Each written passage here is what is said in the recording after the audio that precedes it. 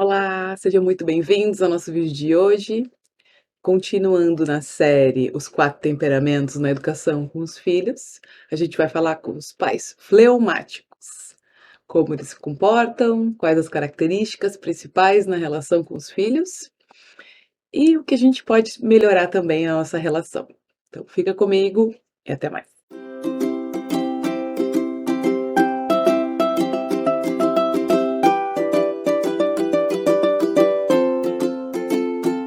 Os pais fleumáticos, então, eles são frios e úmidos, do elemento água. São sensíveis, intuitivos, entendem muito os outros. Em uma reunião, por exemplo, enquanto o colérico, sanguíneo e o melancólico estão brigando, o fleumático nem se envolve. Procura entender, explicar o que está acontecendo para todo mundo. Os pais fleumáticos, eles tendem a ser mais calmos, gentis, pacientes e abominam o conflito. Não perdem a cabeça com facilidade. Tendem a valorizar a harmonia, a paz, a cooperação na casa. E esse fato de odiar conflitos pode ser bom e ruim ao mesmo tempo, pois os pais com esse temperamento têm uma tendência a não cobrar, não exigir, não reprimir o filho, e às vezes isso é necessário, e não minimiza os problemas. Como entendem tudo e não entram em conflito de jeito nenhum, acabam também não exigindo dos filhos quando é necessário. E também não conseguem impor limites. E por não ter a qualidade de levar a criança para ter altas expectativas, os pais traumáticos acabam não exigindo tanto dos filhos e não os ajudando a crescer e a se desenvolver. Esse é o maior, é o maior ponto que a gente tem que ter muito cuidado. O que que a gente precisa fazer? É preciso que esses pais despertem o desejo do filho de ser amado, não apenas pelo temperamento gentil, né, por ser gentil, cooperativo, mas por ajudar a criança a atingir o possível máximo da sua capacidade. O desafio do fleumático é conseguir expressar essa preocupação, simpatia, raiva, tensão em determinadas situações, porque ele tem que deixar de lado um pouco a sua característica natural, que é de pensar, envolver e elaborar muito bem as coisas. Ele faz todo esse conjunto de coisas antes de responder. Essa característica de introversão também é ajudada pela qualidade fria do elemento, se esforçar para pensar mais um pouco nos filhos. É necessário que eles tenham o filho como uma pauta diária. É preciso entender quando o filho tem um mau comportamento ou age de uma forma errada, que a gente não tem que entender eles sempre, né? Mas explicar as consequências. O Ítalo coloca no livro como repreender o filho. A gente não usa muito aqui na educação consciente. Não sou muito a favor da repreensão, mas sim de colocar os filhos a pensar nas ações erradas, explicando quais são as consequências dessas ações. E o temperamento fleumático, ele não tem essa tendência de fazer isso. Não tem a tendência de chamar atenção, de dizer: "Ó, filha, você podia ter feito desse jeito, assim não dá, assim magoa o amiguinho", assim. Então essa característica, o fleumático tem que se esforçar para conseguir lidar melhor com os seus filhos e fazer com que eles tomem ações mais conscientes. Outro aspecto também pode ser bom ou ruim é essa tendência de minimizar os problemas. Por ter essa facilidade de compreender tudo, quando o filho tem um drama pessoal, emocional, o pai fleumático tende a não querer saber do problema, a ajudar a solucionar aquele problema. E é exatamente isso que a criança quer muitas vezes, a criança quer ser ouvida. A criança precisa sentir que o pai se importa com aquele sentimento dela também, que ele tem empatia pela aquela tristeza ou pelo aquele drama que ela está passando.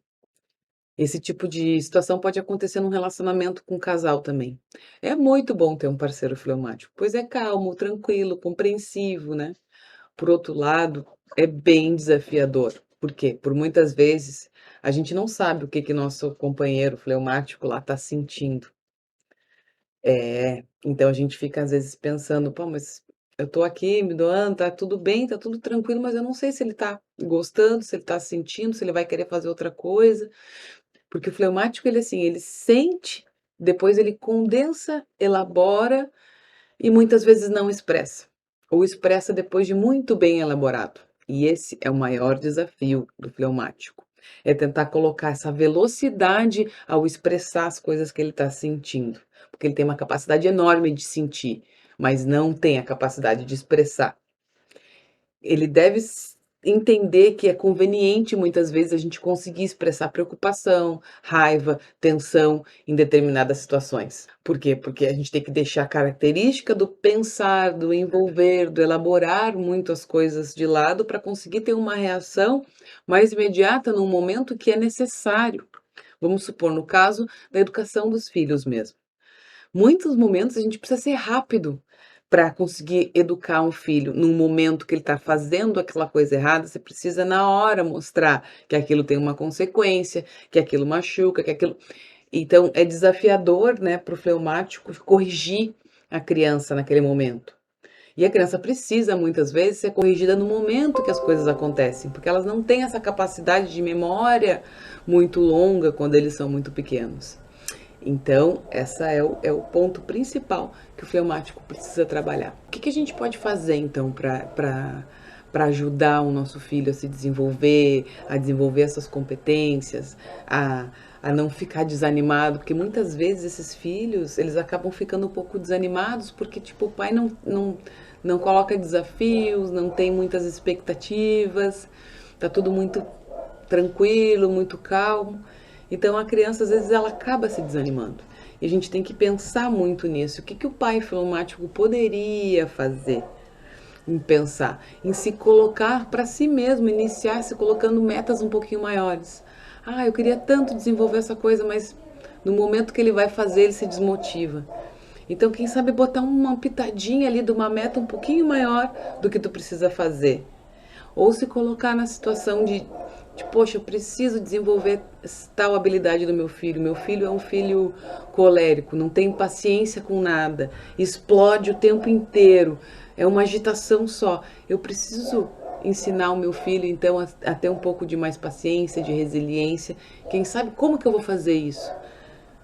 Né? Se colocar nesses desafios, né? Qual seria um desafio para um pai fleumático nesse caso?